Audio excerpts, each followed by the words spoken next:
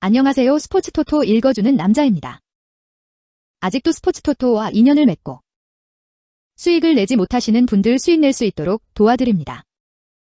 어려운 일이 아닙니다. 오늘도 함께 하시고 도움될 수 있도록 좋은 경기 준비했습니다.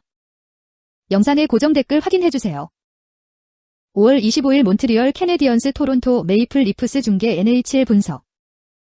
2차전 패배에서 캐나디아는 5골을 내줬고 1차전에서는 1골만 허용했다. 팀은 포스트 시즌에 들어서면서 5연패에 빠졌고 그들의 뒤는 지난 경기에서처럼 잘려나갔다. 이번 시리즈 2차전에서 제스페리 코트카니미가 5대1로 패하며 단독골을 터뜨린 데 이어 캐리 프라이스 12년 7월 5일 2.64 질리도 33타에 4골을 내줬다.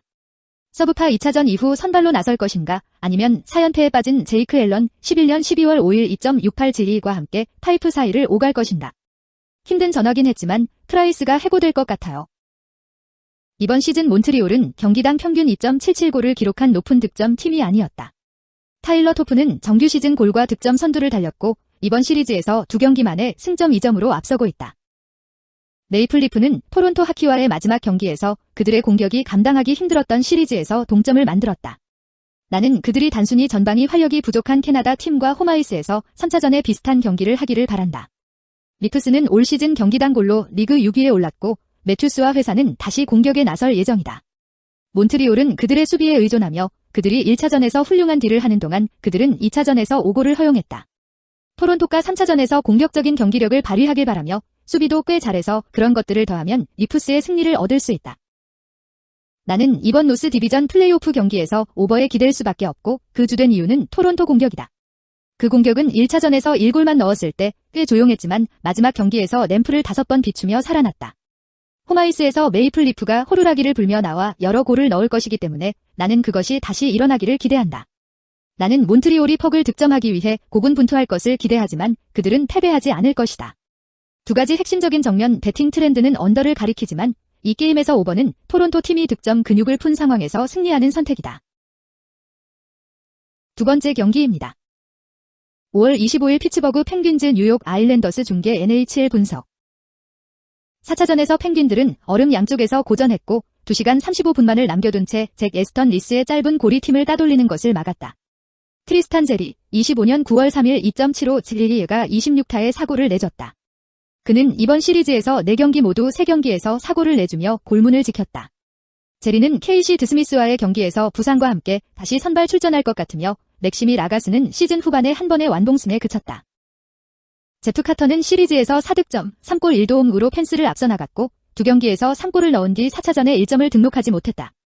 시드니 크로스비는 정규 시즌에서 승점, 골, 어시스트에서 팀을 이끌었고 이번 시리즈에서는 1차전에서 골을 넣었지만 최근 3경기에서 승점이 없는 상황에서 피츠버그는 NHL 최다 홈 우승으로 콜로라도와 동률을 이뤘다.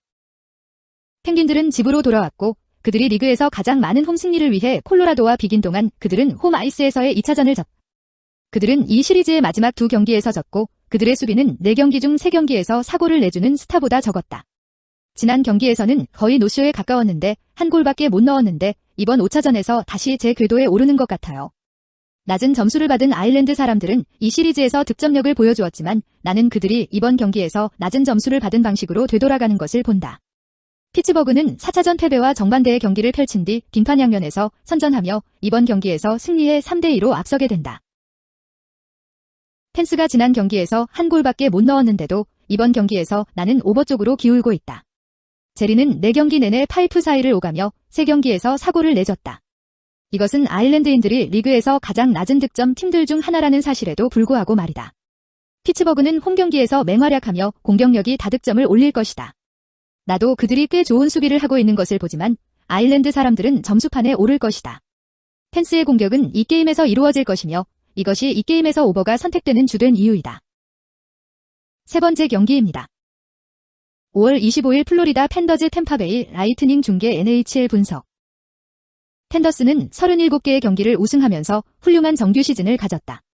불행하게도 그들은 스탠리컵 플레이오프 1라운드에서 처음 4경기 중 3패를 당하면서 그들의 경기를 만났다.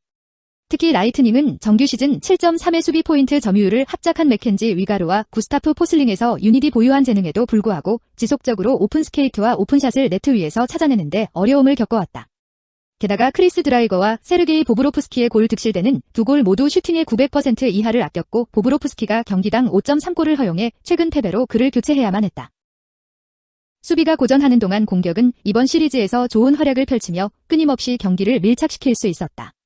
카터 베르헤와 조나단 후베르데오는 이번 시리즈에서 두 골을 넣었고 11명의 스케이트 선수들이 팬더스의 골망을 찾을 수 있게 되면서 그들이 번개 수비를 압도하는 데 도움을 주기 위해 얼음의 공격적 끝에 깊이를 주었다. 이번 경기는 팬더스가 올 시즌 최고의 경기 중 하나를 치르면서 탈락 가능성이 있는 경기를 치르는 멋진 경기가 될 것이다. 팬더팀은 멋진 경기를 펼치겠지만 앞으로도 무적이게 보이는 라이트닝 팀에 뒤지지 않을 것 같습니다. 라이트닝은 니키타 쿠체로프, 스티븐 스탬코스, 브레이든 포인트, 빅터 헤드먼의 멋진 법 동작으로 네트의 뒷면을 계속 찾아야 하며 특히 파워플레이에서 쉬운 오픈 샷을 만들 수 있다. 헤드먼 얘기가 나와서 말인데 그는 다가오는 경기에서 안드레이 바실레프스키가 나서면서 번개 수비가 팬더스의 공격을 제한하도록 도와야 한다. 번개는 게임에서 이겨서 다음 라운드로 진출해야 합니다.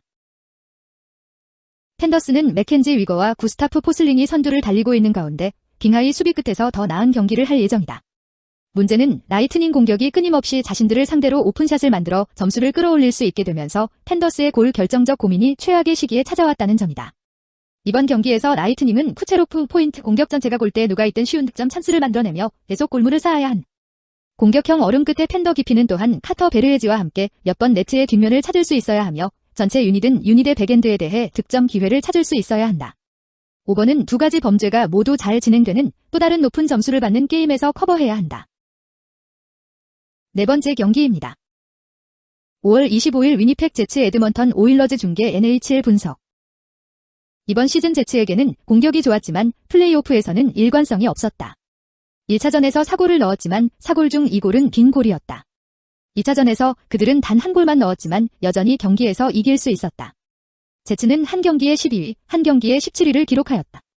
마크 세이필이 올 시즌 63점으로 팀을 리드하고 있다. 그는 1차전에서 2어시스트를 기록했다. 올 시즌 제츠에게는 수비와 골텐딩이 좋았고 플레이오프에서도 이어지고 있다. 위니펙은 1차전에서 오일러스를 1골로 잡고 2차전에서 오일러스를 완봉승시켰다. 제츠는 경기당 10위, 경기당 20위의 슛을 기록으로 시즌을 끝냈다. 코너 헬레부이크는 올 시즌 2.58가와 0.916SB%의 기록과 함께 24대 17-3의 기록을 가지고 있다. 그는 이번 플레이오프 시리즈에서 네트를 잘 통과했다. 오일러스는 공격력이 뛰어나며 올 시즌 포인트에서 선두를 달리고 있는 두 선수를 보유하고 있다. 그들의 공격이 그것을 강화시킬 것이다. 마이크 스미스는 이번 시리즈에서 오일러스에 뒤진 경기에도 불구하고 좋은 성적을 거두었다. 그는 1차전에서 2골을 내주고 2차전에서 1골만 내줬다. 오일러스는 지난 7번의 로드게임에서 7대 0으로 승리했다. 에드먼턴은 4차전에서 승리할 것이다. 올 시즌 수비와 골텐딩은 오일러스에게 꽤 좋았고 시리즈에서 뒤졌지만 플레이오프에서 선전했다.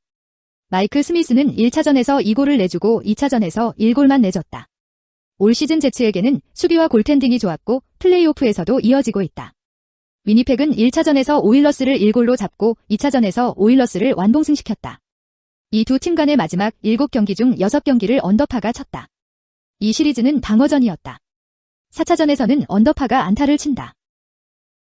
다섯 번째 경기입니다. 5월 25일 베가스 골든나이츠 미네소타 와일드 중계 NHL 분석. 베가스는 미네소타 와일드와의 원정 경기에서 3대1로 앞선 3대4로 승리할 수 있었다. 그들은 토요일에 4대0으로 이겼다. 니콜라스 로이가 2골을 넣었다. 알렉스 터치와 마크 스톤이 각각 골을 넣었다. 마크 앤드루 플레리는 35개의 슛을 모두 막아내며 네트에 완벽했다.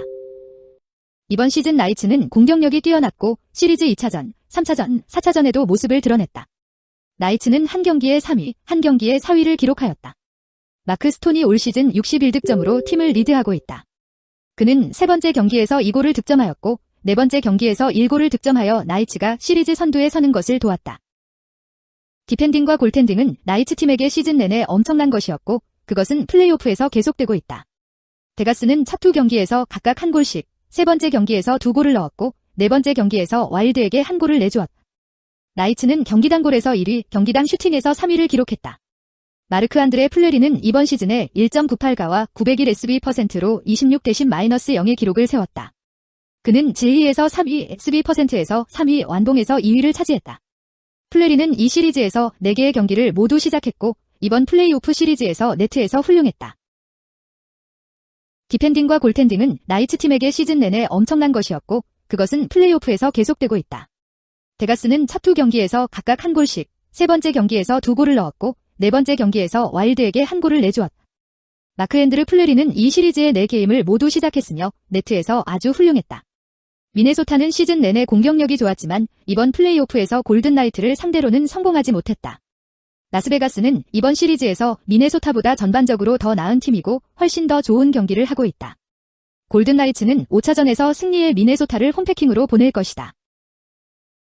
수비와 골텐딩은 나이츠 팀에게 시즌 내내 훌륭했고 그것은 플레이오프에서 계속되고 있다. 데가스는 첫 두 경기에서 각각 한 골씩, 세 번째 경기에서 두 골을 넣었고 네 번째 경기에서 와일드에게 한 골을 내주었다.